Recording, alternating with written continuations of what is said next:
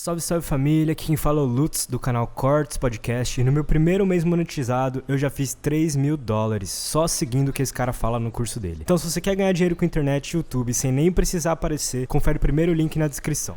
Tá, então vamos falar sobre imposto. Imposto, essa ideia de imposto vem lá de trás, da Idade Média, sei lá quando começou, né? Não, Isso. muito antes, né? Não, muito antes. Do Babilônia, imperador, Suméria, já tinha esses troços. De falar assim, eu vou pegar uma parte do seu trabalho pra mim e foda-se. É isso? É isso daí. Ó, veja, isso tem desde a antiguidade.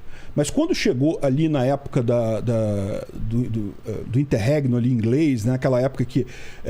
no início, o que acontecia? Isso era justificado pela posição religiosa. O líder, o faraó no Egito, era um enviado de Deus, então ele tinha o direito.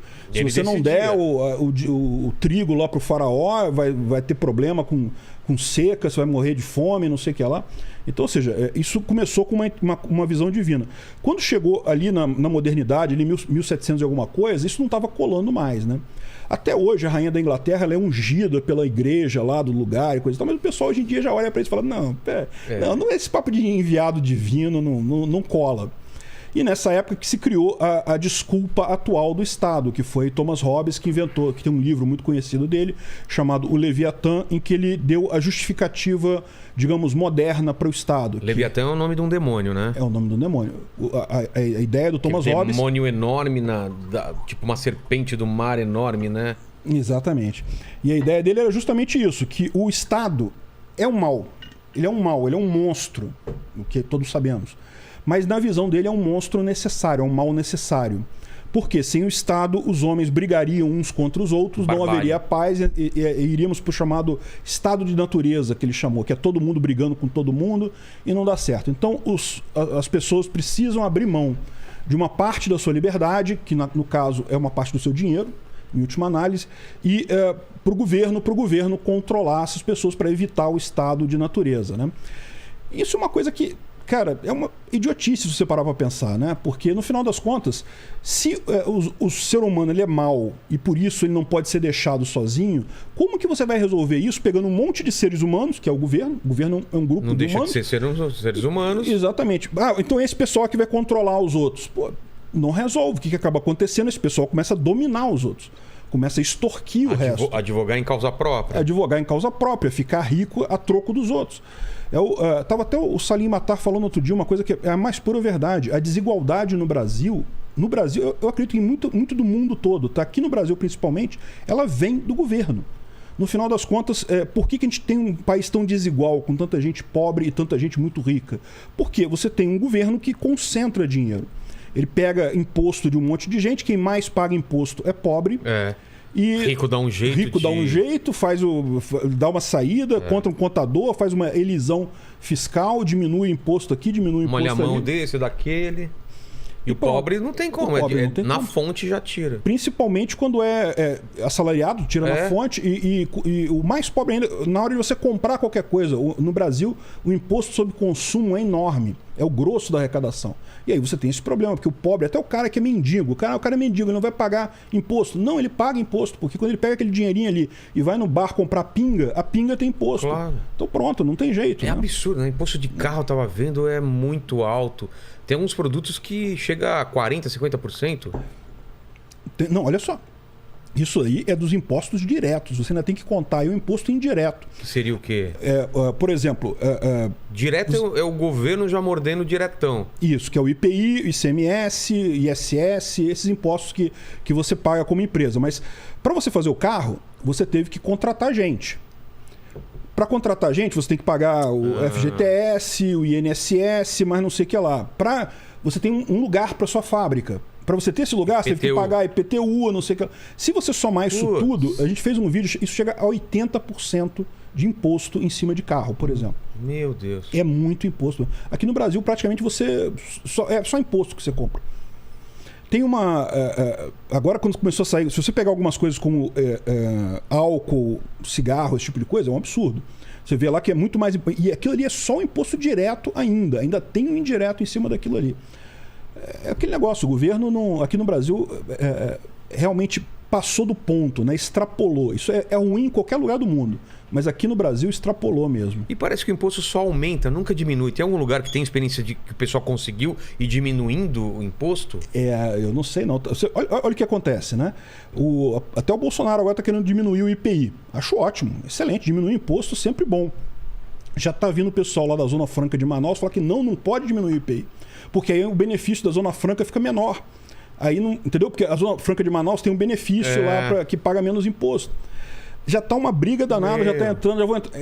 E é o que eu falo, o Estado, ele mesmo, vamos supor por hipótese, que conseguisse eleger um anarcocapitalista para presidente, o cara vai entrar lá para acabar com os impostos todos. Ele não vai conseguir fazer nada, cara. Não vai conseguir porque o Estado ele se protege disso. Ele não quer diminuir de tamanho, ele quer aumentar de tamanho, né?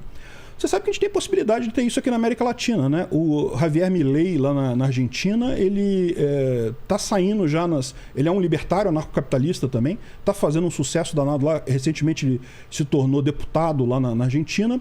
E nas últimas pesquisas de intenção de voto, ele já está aparecendo lá colado com os líderes lá do Macri, Alberto Fernandes e coisa e tal. Mas aí você bugou minha cabeça, Peter. Tá. Por quê? Se o anarcocapitalista é contra o governo, como ele vai ser governo, não é? É uma coisa que eu não entendo. Qual que é a ideia? Não. A ideia é que eu falo para você. A ideia do anarcocapitalismo é você não deve iniciar agressão contra a pessoa pacífica. É só isso. Não tem nenhuma proibição de você entrar na política ou coisa e tal. A ideia toda é a seguinte: você imagina-se que o cara vai entrar justamente para fazer alguma coisa positiva nesse assunto. Vai melhorar esse assunto. Então, mas deixa eu fazer uma coisa antes de explicar mais isso. Por quê? Porque tem muito libertário que não considera isso, que concorda com você. Entendi. Que tem muito libertário que acha que não pode nem votar. Nem votar não pode. Porque você está contribuindo com a máquina, com o monstro. Eu discordo disso. Eu acho que você não deve abrir mão de uma maneira de lutar contra o monstro. O monstro está aí. A gente quer diminuir o tamanho do monstro, a gente quer menos imposto, a gente quer mais liberdade. Se o monstro dá alguma possibilidade para você lutar contra ele, nem que seja botando alguém lá dentro ou alguma coisa assim, a gente tem que aproveitar essa oportunidade. Não tem por que evitar isso, não tem por que abrir mão. Mas, por exemplo, ele ou você como um presidente, que ações vocês podem fazer para diminuir o Estado, sendo que você falou que esse sistema ele se retroalimenta? Como que faz para cortar isso? Antes de mais nada, eu já deixar claro, eu não sou candidato a nada. Não, claro. Mas numa hipótese, sim. Ou no caso que você falou da Argentina, o cara chega ao poder, o que ele pode fazer? Não, é o que eu falo. O Milei, a grande vantagem dele, primeiro, ele pode tentar reduzir alguma coisa. Tentar reduzir alguma coisa, pode ser que ele continue. Privatizar, diminuir imposto, diminuir regra, diminuir lei. Funcionário público, diminuir o... Talvez ele consiga alguma coisa, mas é o que eu digo. Ele nunca vai conseguir chegar lá e acabar com o Estado, ou diminuir bruscamente o Estado. Por quê? Porque o Estado se protege disso. Ele não vai deixar, não vai topar isso. Né? Tem toda uma... É o que eu falo... Você pegar a hierarquia do Estado, né? A gente presta muita atenção no presidente, nos ministros e coisa e tal, mas a verdade é que tem todo um terceiro escalão, quarto escalão lá de Brasília, do pessoal que... Cara, esse pessoal tá lá há 200 anos, tá lá desde o Sarney, não mudam essas pessoas. Uma oligarquia. É o pessoal que tá lá, eles que na verdade têm esse poder lá em Brasília no final das contas. O presidente pode mandar fazer A, mas quando chega aquele negócio no terceiro escalão ali, o cara já fala, não vou fazer A porque isso me atrapalha, eu ganho menos, vai ter menos poder aqui, a minha repartição aqui. Então, no final das contas, acaba ficando aquele negócio todo ali. É muito difícil você lutar contra o Estado. A alternativa libertária para isso, e tem essa alternativa que é mais pura, é o chamado agorismo, que é o que eu falei para você. Você se tornar independente do Estado, você ignorar o Estado. Fazer tudo o que você puder fazer para não interagir com o Estado de forma nenhuma. Né? Eu já vi várias pessoas... você vê muito em filme isso, ou documentário, de pessoas vivendo à margem do Estado, ou seja, você é o mais independente possível. Uhum. Qual é o limite disso? Porque você tem que ter uma carteira de identidade, você tem que ter uma identificação. Eu posso? Não, eu não quero que o governo me rastreie. Existe essa possibilidade ou Olha só, esse negócio de carteira de identidade é uma coisa que aqui no Brasil o pessoal toma isso como muito normal, né? Mas na verdade isso, por exemplo, a Constituição americana proíbe isso. Nos Estados Unidos não tem negócio de carteira de identidade. Mas tem o Social Security deles lá. Que em tese é opcional, você só faz se você quer. Todo mundo acaba fazendo.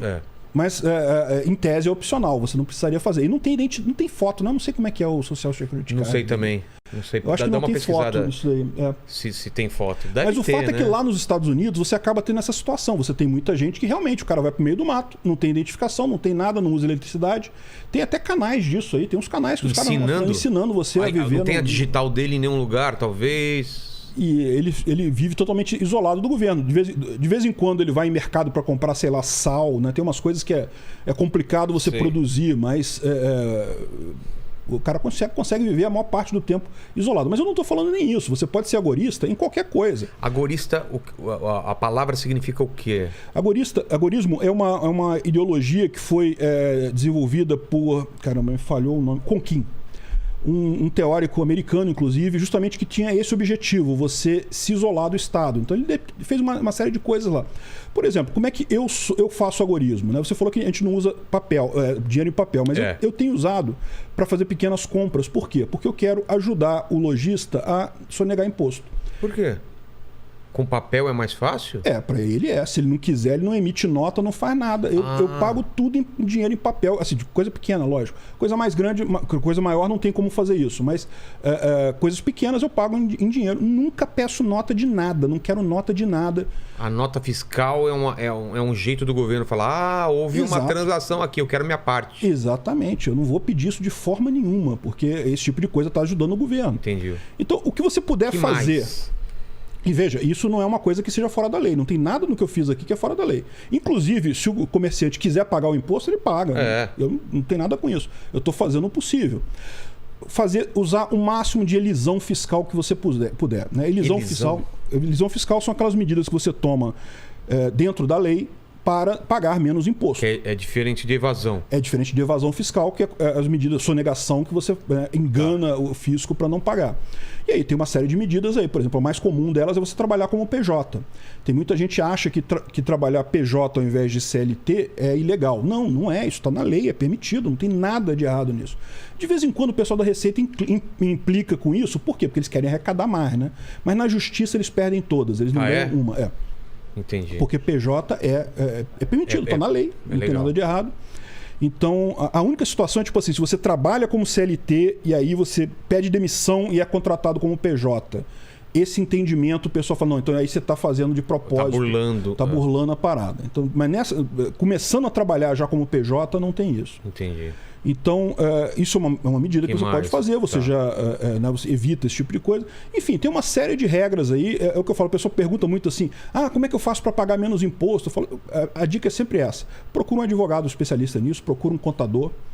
Tem um monte de dica por aí. Ou então também participa, tem alguns fóruns na internet aí sobre anarcocapitalismo que o pessoal dá umas dicas. Né? A ideia não é bater de frente com o governo é forte demais, você chegar lá e... Não vou pagar mesmo. Não barato sei o que lá, sai caro, né? Meu amigo, você vai se ferrar no final das contas, não tem essa. Mas o que você puder fazer ali de evitar isso, você faz para evitar.